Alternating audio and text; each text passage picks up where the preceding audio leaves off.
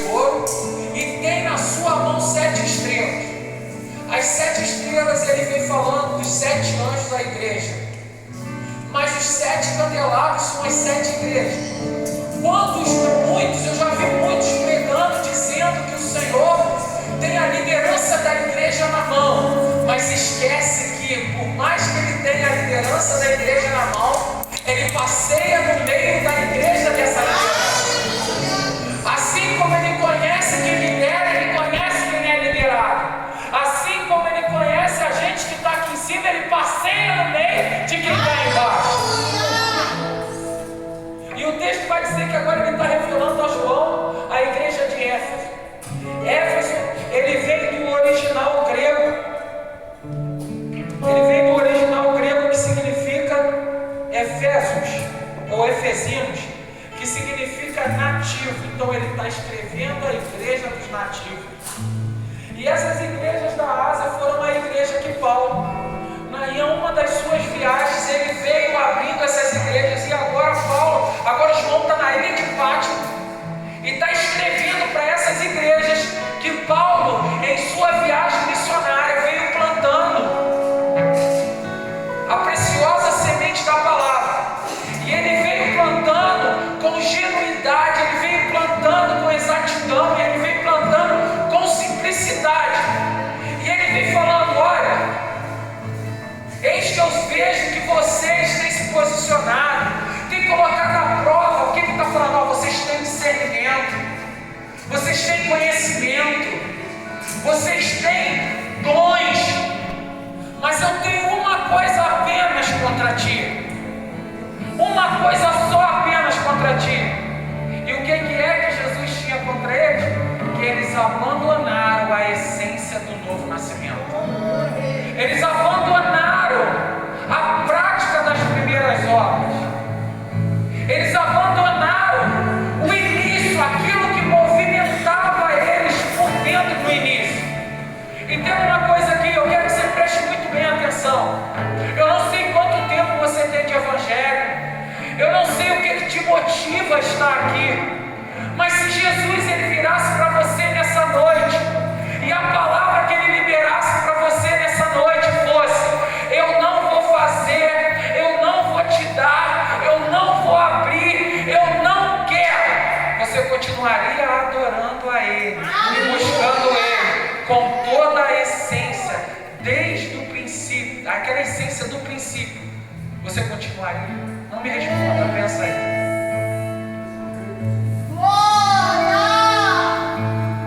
E o texto, ele vem desenrolando e ele vem falando: olha,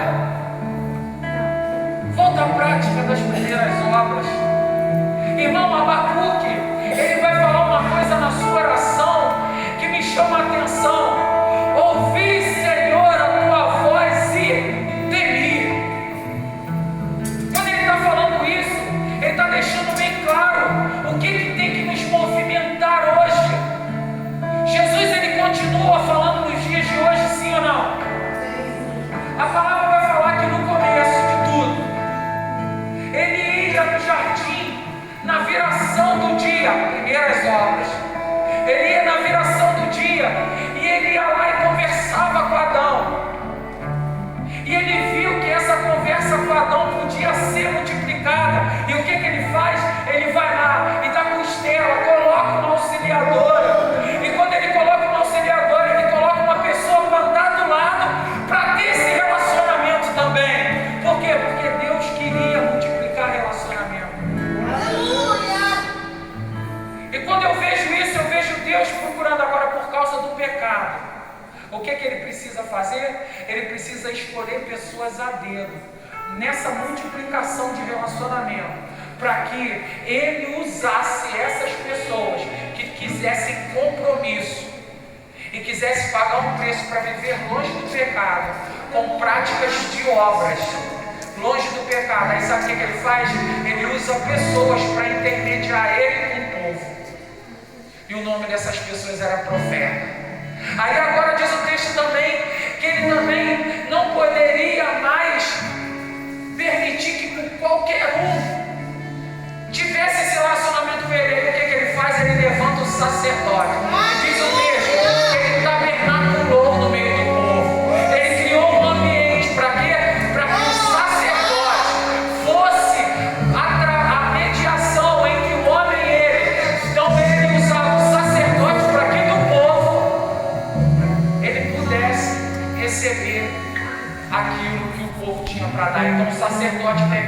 povo diante dele.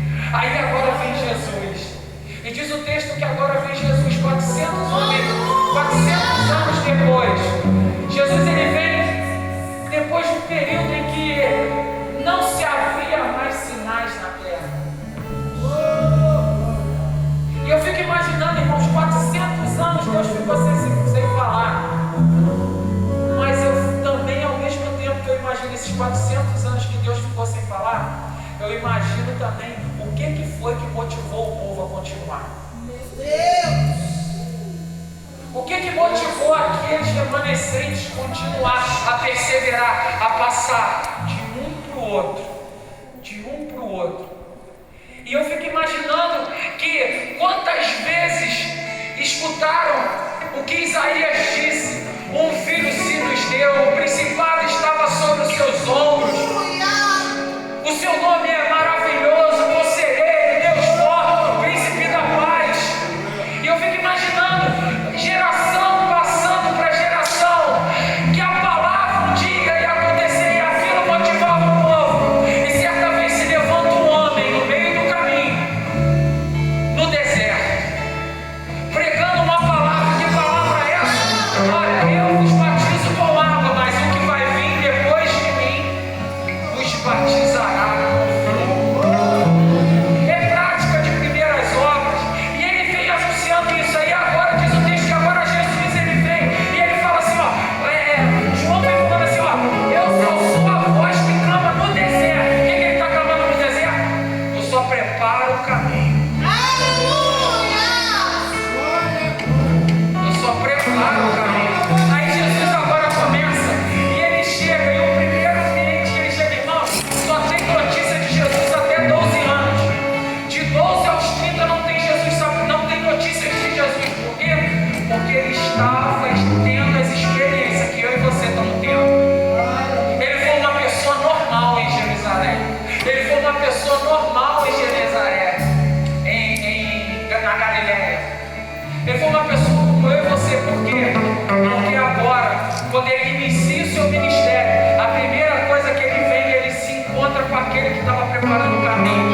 E ele vem falando assim, arrependa-te, larga a prática do mundo. E ele vem falando, raça de víboras. E você já deve ter escutado isso daqui várias vezes. E o que o texto diz? O texto, e eu fico imaginando e conjecturando, se ele estava chamando de víbora, ele estava falando assim, vem jarará. E não era sogra, não, era pessoa. Batizava lá, e lá, agora jararaca, agora eu te batizo, agora você desce uma jararaca. E sabe o que você sobe? Você sobe uma ovelha. Ele tem esse poder, meu irmão! Desce surucucu, e agora sobe a ovelha. Desce caminhada, e agora sobe a ovelha. Sabe o que está significando isso? Desce viciado, e agora sobe a ovelha. Desce ladrão, e agora sobe a ovelha. Mas de repente ele se depara. Eis que agora tem uma pessoa, ele, opa! E eu fico imaginando pessoas perguntando, por que você desse aí não falou nada? Ele, isso daí eu não sou digno nem de desatar a sandália dos seus pés. Sabe o que ele estava falando ali? Agora desce Jesus comum, e agora sobe o Jesus que vai libertar o mundo do pecado. Agora sobe o Cordeiro de Deus que tira o pecado do mundo. Sabe o que ele estava falando ali? Ele está falando, esse daí é o Cordeiro de Deus que tira o pecado do mundo. E ele ouve uma voz do céu confirmando o que ele estava falando. E qual era a voz que estava confirmando?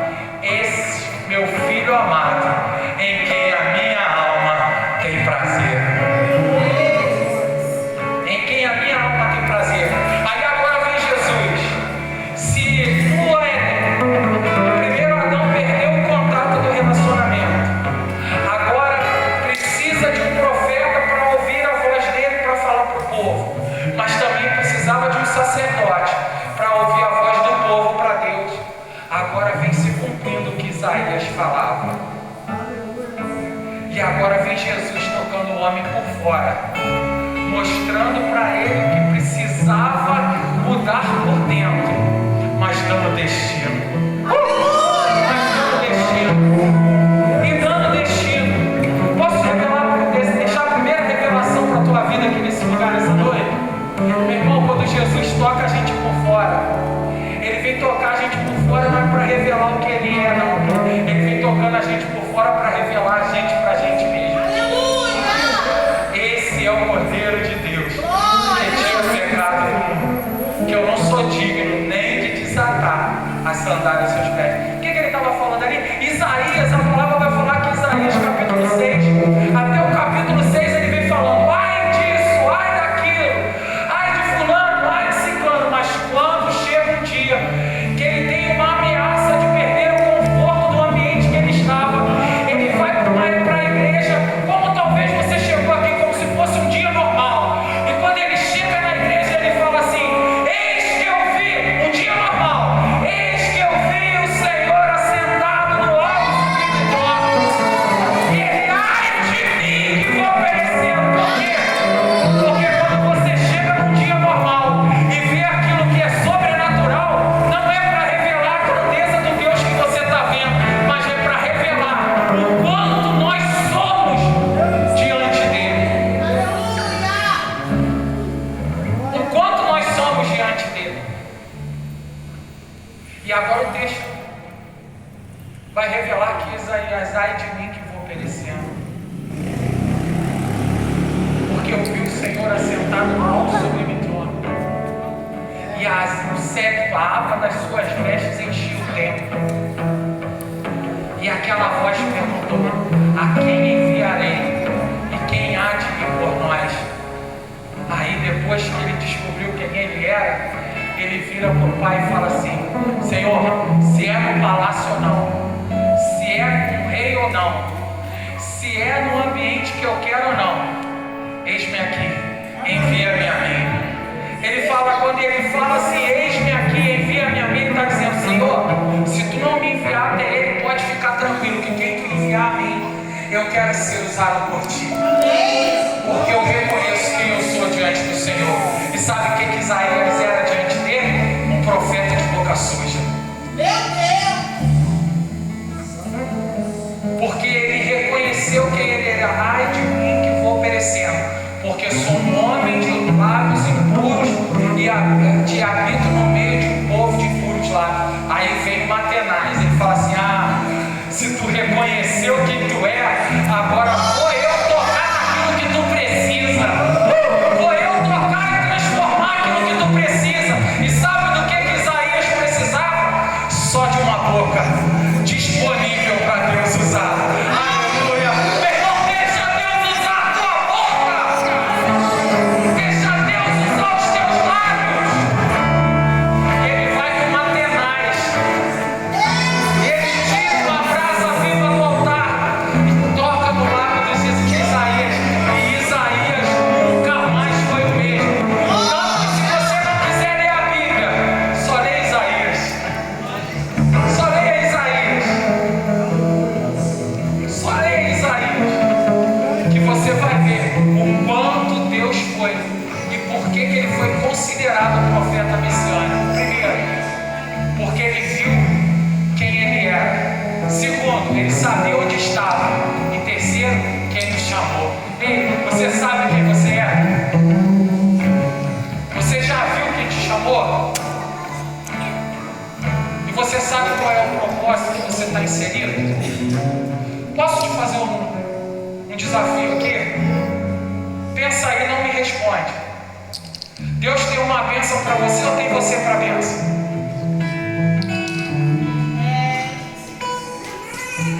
Deus, ele te deu um chamado, e você hoje tem um chamado, ou é o chamado que te tem? Deus tem um propósito para você ou tem você com propósito? O escolhido tem escolha ou é a escolha que tem o escolhido?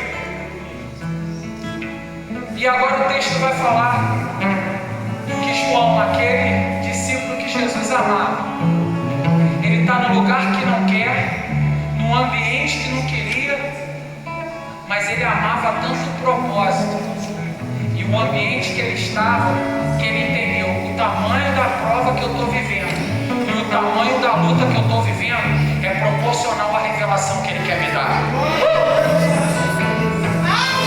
Vou repetir, porque só assim tu recebeu. E eu quero ter igreja inteira receba aqui. O ambiente que ele me coloca, a luta que ele me coloca, o desafio que ele me coloca é proporcional ao tamanho da revelação que ele quer me dar. Ei, esse mar não vai te matar, essa luta não vai te destruir. Deixa eu te falar uma coisa, aquilo que eu e você temos por dor, aquilo que eu e você temos por sofrimento, aprenda uma coisa e guarda isso. Aquilo que eu e você temos por dor e sofrimento, na mão do Eterno, para Ele, é ferramenta de trabalho. Ele quer se revelar na tua vida através da revelação que Ele quer te dar. Aleluia! Você pode aplaudir o Senhor por isso.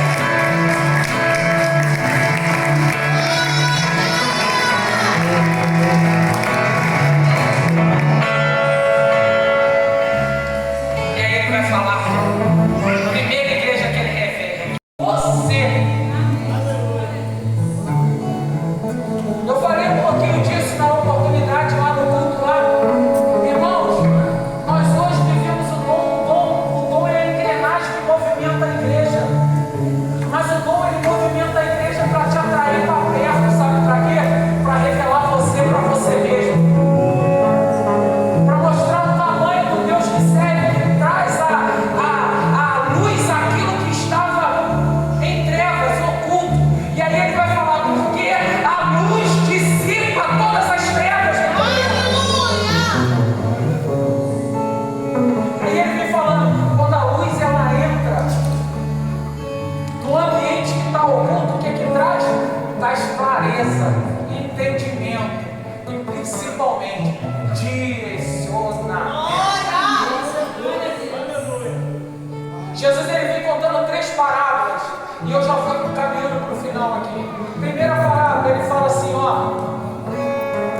Havia um pastor que ele chegou e contou, tinha 99, mas ele viu que uma estava perdida. E o que que ele faz? Ele deixa as 99 numa cruz. Deixa eu te fazer uma pergunta. Nos dias de hoje, o pastor pode deixar as 99 numa cruz e ir atrás do que está perdida? Se ele fizer isso, como que ele encontra o que voltou? Quando voltar?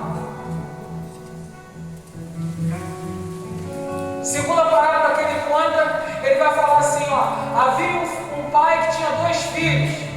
Um filho pede a herança fora da época. Herança que tu quer receber fora da época não é bênção. Filho o quê? Maldição. E ele vai falar que mais perdido do que aquele filho que foi, estava o que ficou dentro de casa. E aí ele vai e fala, só esperar, só esperar. Ele saiu como filho, teve mentalidade de servo, foi transformada a mentalidade dele para filho e voltou querendo ser servo. Por quê? Porque tinha gastado a herança. Em compensação, o filho que estava em casa tinha mentalidade de filho, posicionamento de servo, mas nunca entendeu que tudo que tinha na mão era dele. Meu Deus! E porém agora ele vai contar mais uma parábola. E qual é a parábola? Uma certa mulher. Um dia ela vai contar as dracmas. Sabe o que significava as dracmas? As dracmas eram moedas que ela amarrava na ponta do seu lenço. E quanto mais dracma ela tinha, mais digna do casamento que ela ia adquirir, ela seria. E ela vai contar as dracmas, ela percebe que perdeu uma. E aí sabe o que ela faz? Primeira coisa, ela acende a lamparina. Quer revelar quem está perdido dentro de casa? Ei, deixa eu te perguntar, tu tem azeite na lamparina aí? Não precisa falar nada não, meu irmão, tu só precisa brilhar. Tu só precisa ter azeite. Segunda coisa que ela faz, ela vai limpar a casa. E ela vai limpar até encontrar. E quando ela encontra, sabe o que ela faz? Ela chama as amigas para festejar. Mas ela só pode chamar as amigas para festejar porque ela tinha lamparina acesa e casa limpa. Meu Deus. E aí eu entro. O que está perdido e o pastor foi atrás. Vai ter gente que é necessário ir atrás. Mas vai ter gente que a gente só tem que esperar voltar. Mas eu acho que o pior dos dois é quando está perdido aonde?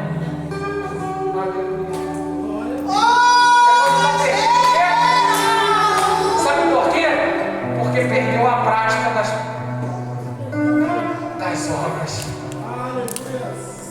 Perdeu a prática das primeiras obras. Perdeu aquilo que queimava dentro dele. Perdeu aquilo que motivava ele. Deixa eu te falar uma coisa. Será que é só eu que tenho saudade daqueles cultos que quando a gente chegava aqui num ambiente como esse, a gente não sabia se a igreja subiu ou se o céu desceu? Será que só eu que tenho saudade daqueles cultos que a gente não quer que termina muito, que termina nunca? Será que a gente não tem saudade daqueles cultos que o amor de Deus é tão grande, no ambiente que a gente chora? Porque esse ambiente de amor revela o quanto nós não somos merecedores. Ei, irmão, sabe o que é avivamento? Avivamento não é o que recebe. Avivamento é o quanto você está disposto a se suportar. Avivamento é o quanto a gente está disposto a suportar. Avivamento é transformação de alma. Avivamento é arrependimento. Avivamento é contrição do espírito e do coração.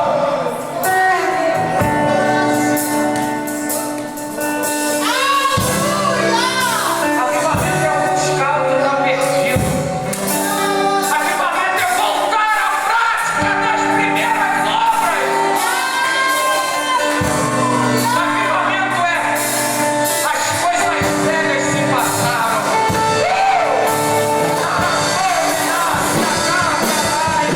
Avivamento é as coisas velhas se passaram. Eis que tudo se fez novo. Avivamento se dá por tempo de evangelho. Avivamento se dá por alinhamento com o evangelho. Relacionamento com o Pai.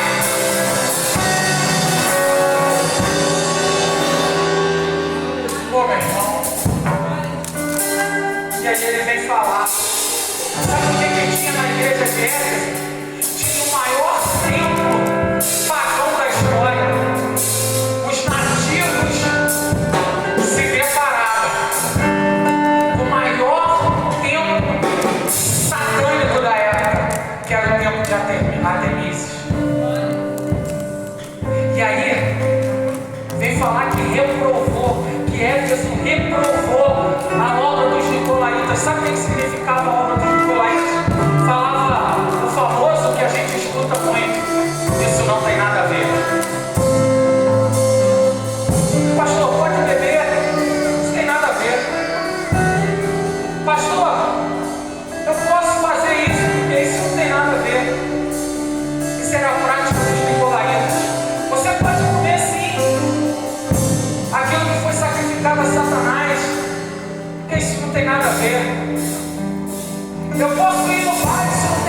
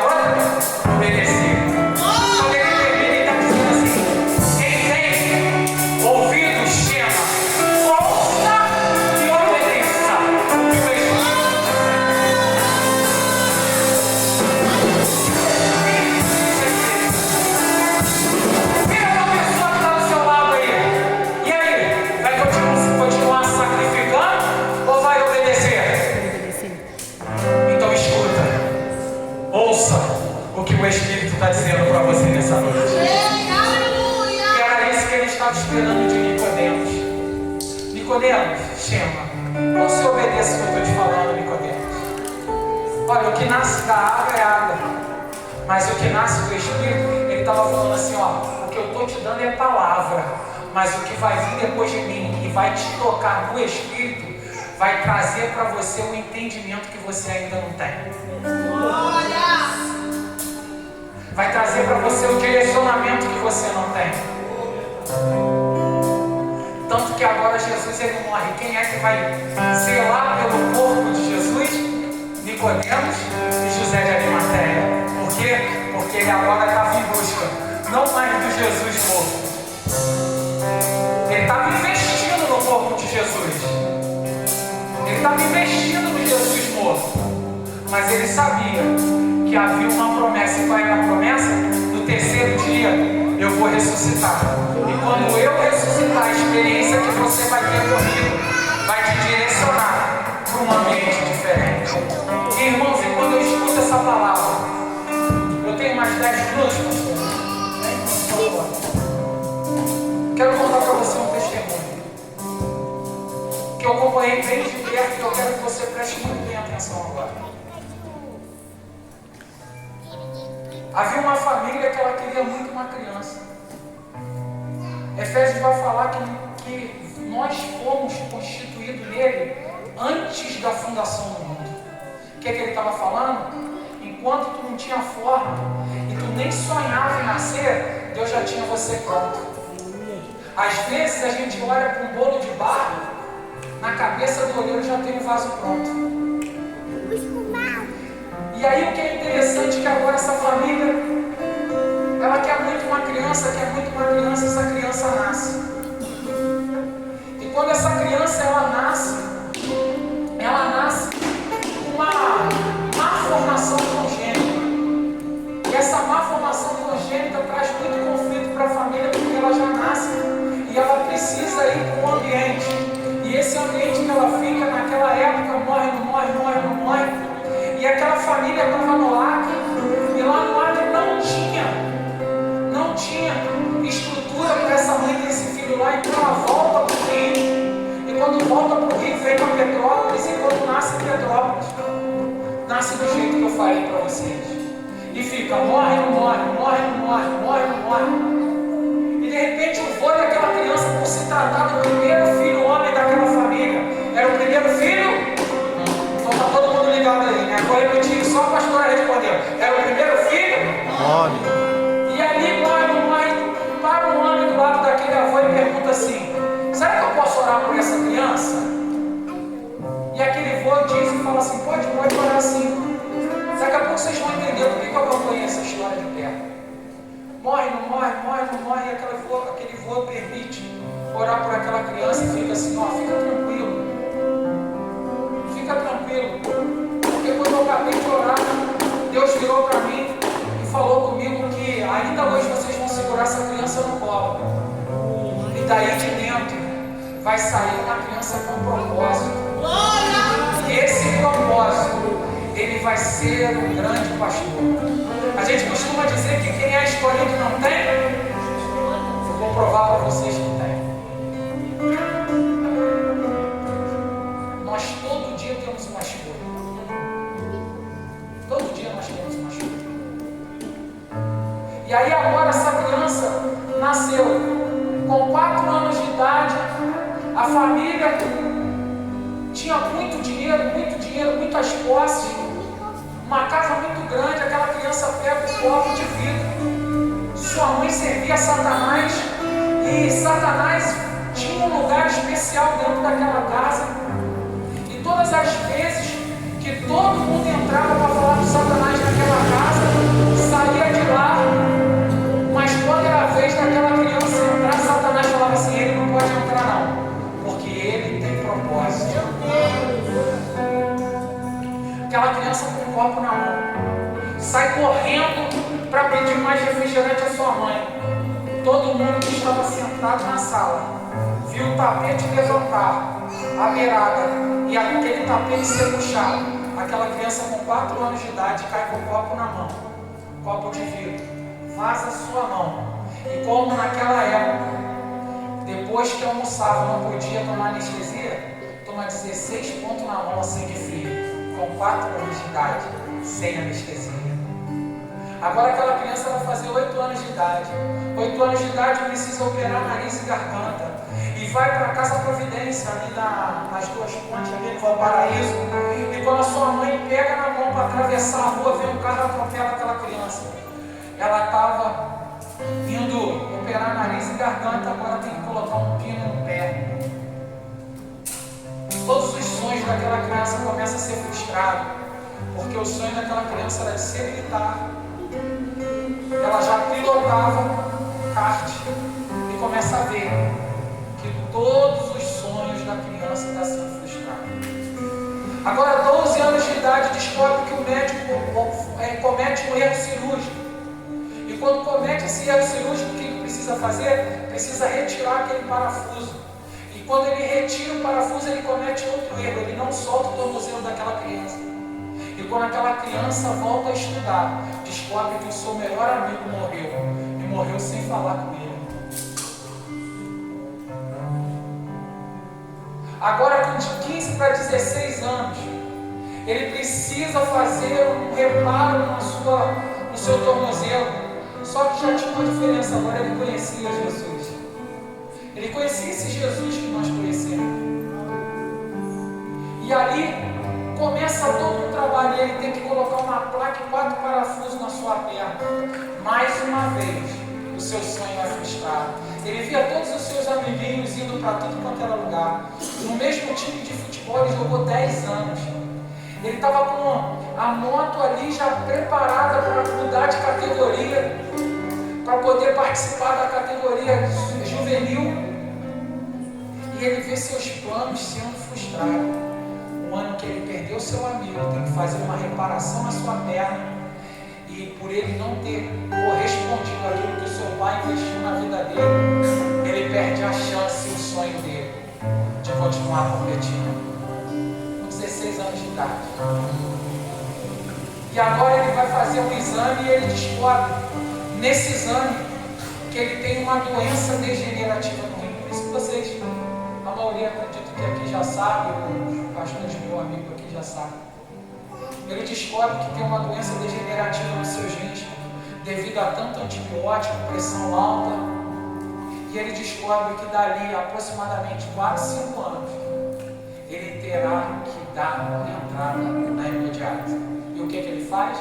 Ao invés dele se aproximar de Deus, ele se revolta e abandona o propósito. E ele abandona o propósito. E agora ele começa a fazer tudo o que Deus reprovava. E no começo, irmãos, é tudo muito bom.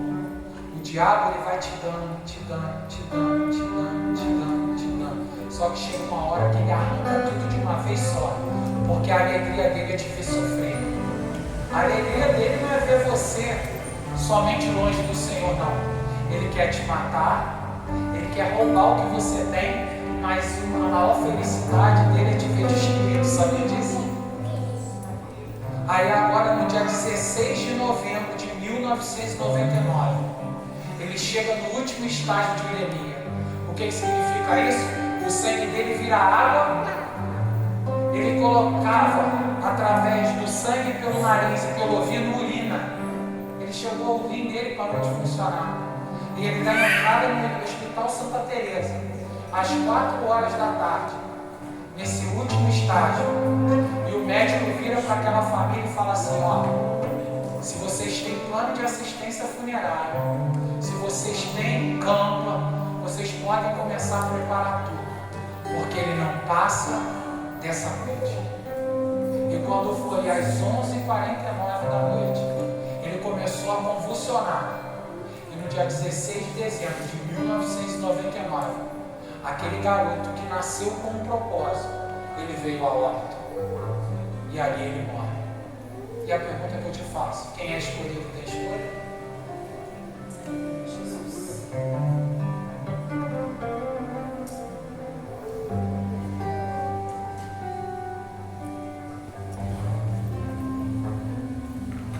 Acabou. E eu te pergunto, às vezes, a gente tem a oportunidade de reverter quadros na nossa vida, sabe por quê? Porque o maior milagre que tem já está acontecendo. Sabe o que é? Não é cura, não é porta aberta, não é relacionamento. O maior milagre que está acontecendo é a vida, e ainda há vida. Aleluia! Glória a Deus. Você está vivo. Vira para a pessoa que está lá, está do teu lado e fala assim: e aí, está vivo aí? Vivo aí? Ainda tem vida aí, mesmo que pareça que ainda é o fim.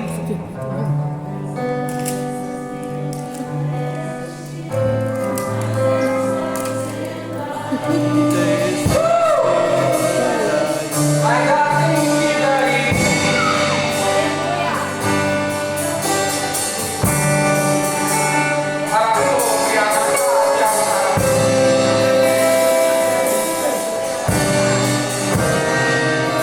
Existe vida aí.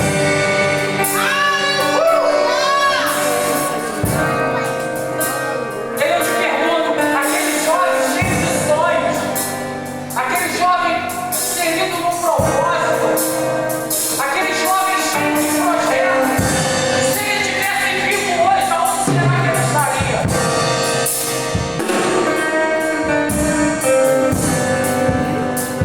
Aonde será que ele estaria?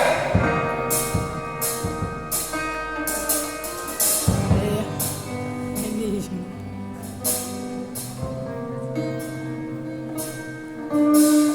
Eu vou dizer para você onde ele estaria. Melhor. Eu tenho convicção de onde ele está.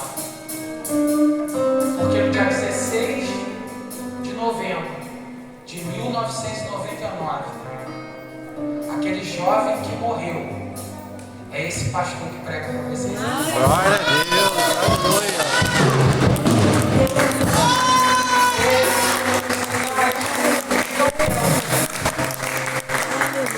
Irmão, a sala e a chave. Eu me lembro como se fosse hoje. Aquele Rodrigo morreu. Eu comecei a convulsionar às 11h49 da noite, no dia 16 de novembro, dezembro de 1999. Dezembro de 1999. E eu olhei para o lado e eu vi os equipamentos que estavam ali, tudo parando. Eu escutei a máquina parando. Senti uma dor muito forte no meu peito. Daqui a pouco eu olhei para baixo assim, eu fiz assim para baixo. Quando eu me vi com a dor no peito e deitado na minha cama, dentro do Hospital Santa Teresa. E eu comecei a cair dentro de um abismo, de um buraco desesperador. O salmista vai falar que ainda que eu ande pelo vale da sombra da morte, não temerei mal nenhum. Por que ele sabe que se ele andar no vale da sombra da morte, ele não vai temer mal nenhum? Porque ele estava na presença do Senhor. E ele sabia que aquele que começou a boa obra, ele é fiel para cumprir. Ele é poderoso para fazer infinitamente mais do que nós pedimos e pensamos. E eu só fiz um pedido no Senhor. Eu falei: Senhor, é engraçado até agora eu te pedir perdão, né, Pai? Mas eu falei: Senhor, lembra do propósito que tu me inseriu e eu abandonei. Mas se tu me der esse propósito de novo, eu nunca mais largo o processo. Dá minha vida de volta. Dá minha vida de volta. E se tu der a minha vida de volta, eu vou pregar. E as últimas pessoas que eu tinha visto foi meu tio, meu pai e meu primo. Pessoas que em 20 anos da minha vida eu nunca tinha visto chorar. E aquele dia, eles vendo eu botar sangue por tudo quanto era lado na minha vida, eles choravam. E eu falei: eu vou pregar para minha família até o último dia da minha vida, sem dar uma palavra sequer, que o Senhor é o Senhor e que tem um propósito para todo escolhido, desde que ele se mantenha na escolha. E eu acabei de falar isso, eu senti a primeira dor no peito, senti a segunda dor no peito, senti a terceira dor no peito. E quando eu senti a terceira dor no peito, eu sentei na cama.